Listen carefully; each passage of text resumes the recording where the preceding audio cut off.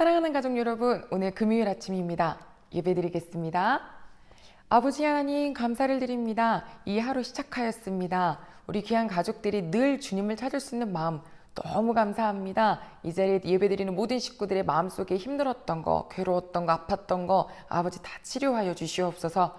주의 말씀 듣겠사오니 성령 하나님 전해주세요. 예수님의 이름으로 기도드립니다. 아멘. 사무엘상 31장 1절로 13절 말씀 봉독해 드립니다. 블레셋 사람들이 이스라엘을 치매 이스라엘 사람들이 블레셋 사람들 앞에서 도망하여 길보아 산에서 엎드려져 죽으니라. 블레셋 사람들이 사울과 그의 아들들을 추격하여 사울의 아들 요나단과 아비나답과 말기수아를 죽이니라.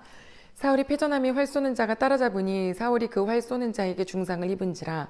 그가 무기를 든 자에게 이르되 내 칼을 빼어 그것으로 나를 찌르라. 할례 받지 않은 자들이 와서 나를 찌르고 모욕할까 두려워하노라 하나 무기를 든 자가 심히 두려워하여 감히 행하지 아니하는지라. 이에 사울이 자기의 칼을 뽑아서 그 위에 엎드러짐에 무기를 든 자가 사울의 죽음을 보고 자기도 자기 칼 위에 엎드려져 그와 함께 죽으니라. 사울과 그의 세 아들과 무기를 든 자와 그의 모든 사람이 다 그날에 함께 죽었더라.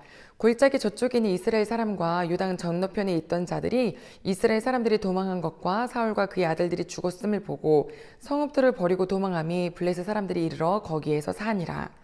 그 이튿날 블레셋 사람들이 죽은 자를 벗기러 왔다가 사울과 그의 세 아들이 길보아 산에서 죽은 것을 보고 사울의 머리를 베고 그의 갑옷을 벗기고 자기들의 신당과 백성에게 알리기 위하여 그것을 블레셋 사람들의 땅 사방에 보내고 그의 갑옷은 아스다롯의 집에 두고 그의 시체는 벳산 성벽에 못 박음에 길라 야베스 주민들이 블레셋 사람들이 사울에게 행한 일을 듣고 모든 장사들이 일어나 밤새도록 달려가서 사울의 시체와 그의 아들들의 시체를 벳산 성벽에서 내려가지고 야베스에 돌아가서 거기서 불사르고 그의 뼈를 가져다가 야베스 예셀 나무 아래에 장사하고 7일 동안 금식하였더라. 아멘.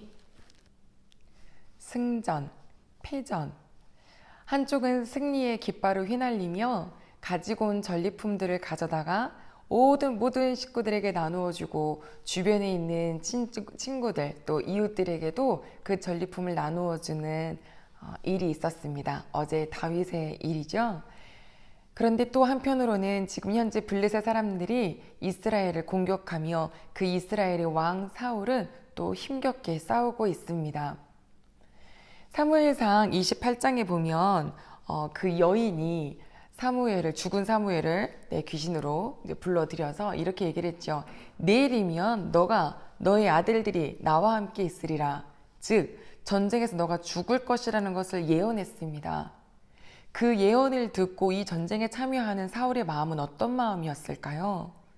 두렵고 떨리고 정말 앞장서서 나아가자가 아니라 어떻게 죽을지 몰라라고 하는 정말 잔뜩 웅크러진 채 싸우고 있는 전쟁이 아니었을까 싶습니다.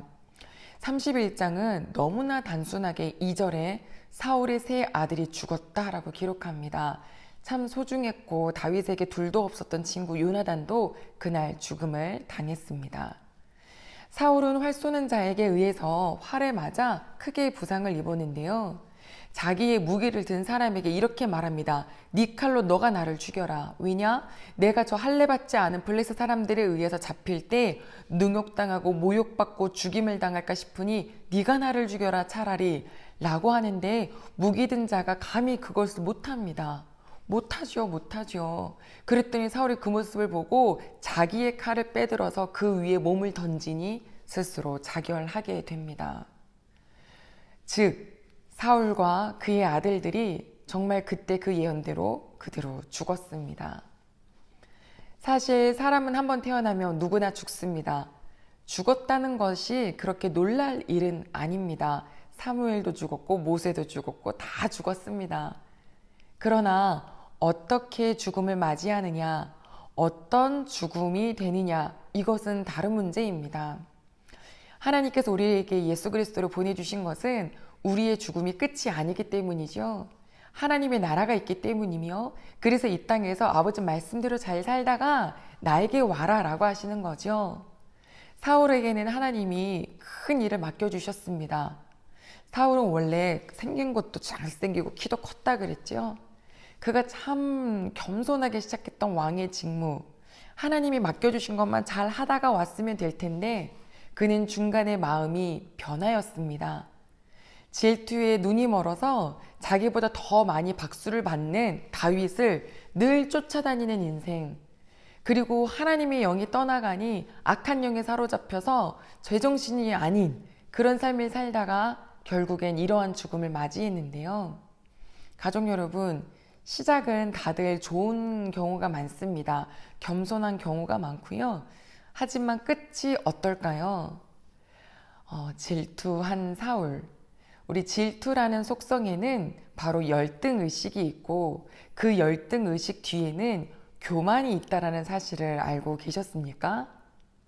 열등의식 속에는 정말 저 사람이 나보다 더 낫지라고 해서 저를 미워하게 되는 거고, 미움 속에는 질투가 있고 시기가 있는 거잖아요.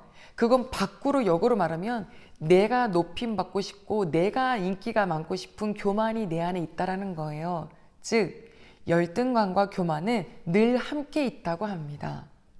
말씀 기억나시죠? 교만은 패망의 앞잡이다. 교만하면 망한다 라고 하셨는데, 오늘 그 열등감, 자격지심, 그 교만함 속에 망한 사람을 오늘 우리에게 이 사건으로 보여주고 있습니다. 그러면서 이렇게 말씀하시겠죠. 사울 이렇게 죽었네.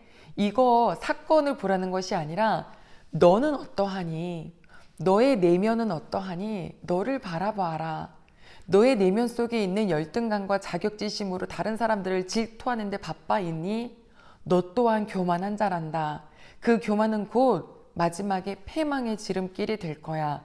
너 자신도 정신 차려서 이 마음을 어린아이처럼 다듬어라 라고 하시는 하나님의 말씀 속에 주시는 뜻이고 또 선물이겠지요.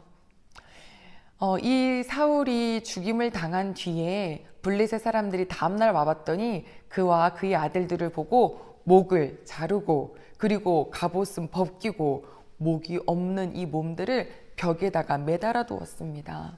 그 소식을 야베스 사람들이 듣죠.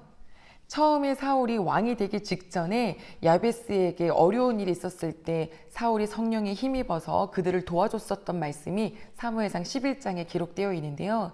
그 도움을 받았던 것을 기억하는 야베스 사람들은 밤새도록 달려와서 성벽에 꽂혀 있는 사울과 그의 세 아들의 시체를 가져다가 다시 또 가지고 가서 불 살아서 화장하고 또 나무 밑에 수목장일까요? 잘 묻어들인 다음에 7일 동안 그를 위하여서 금식하였다라고 했습니다. 은혜를 아는 거죠. 자, 이렇게 사무엘상의 끝장이 마무리되는데요. 오늘 우리 가족 여러분, 우리 이 말씀 보면서 아버지, 저도 시작이 있고 저도 이제 앞으로 끝이 있을 텐데 그 끝까지 하나님 보시기에 어린아이 같다. 왕으로 죽으면 뭐해요? 목사로 죽으면 뭐해요? 그 마음이 어린아이 같아야죠. 오늘 대흥교회 또 이 자리에서 예배드리는 모든 식구들의 마음이 내가 무엇으로 어떤 자리에서 어떤 직함에서 죽음을 맞이하느냐가 문제가 아니라 내 마음이 어떠하냐가 정말 중요하다는 것을 알고 오늘도 겸손하기를, 오늘도 교만하지 않기를 더욱더 깨어있는 우리 귀한 식구들이 되시기를 소망합니다. 기도하겠습니다. 하나님 아버지 감사를 드립니다. 사울, 그의 아들들 오늘 모두 한 시간 한 날에 죽었습니다. 누구나 죽지요. 하지만 어떤 마음으로 죽을까요? 누구는 나이는 먹지만 모습은 늙어갔지만 이 마음은 어린아이 같아서 하나님이 정말로 안아주고 싶은 영혼이 있을 것이고, 누구는 시간이 갈수록 마음이 변질되어서 교만하여서 열등감에 사로잡혀서 하나님 보시기에 참 악하다라고 하는 마음이 있을 수 있지요. 우리 이 시간에 예배드리는 저와 우리 모든 식구들, 누가 그렇게 될지 모르니 저 사람들 보고 말하는 게 아니라 내 영혼이 겸손하여지기를, 내 영혼이 질투로, 시기로, 열등감으로 사로잡혀서 교만함에 똘똘 뭉쳐 패망의 지름길로 가지 않도록 늘 깨어있기를 아버지, 저희 오늘도 매 순간마다 기도하겠습니다. 하나님, 천천히요 만만이라. 내가 천천히면 어떻습니까? 하나님이 내 아버지시면 되지요. 감사드리며 예수님의 이름으로 기도드립니다. 아멘.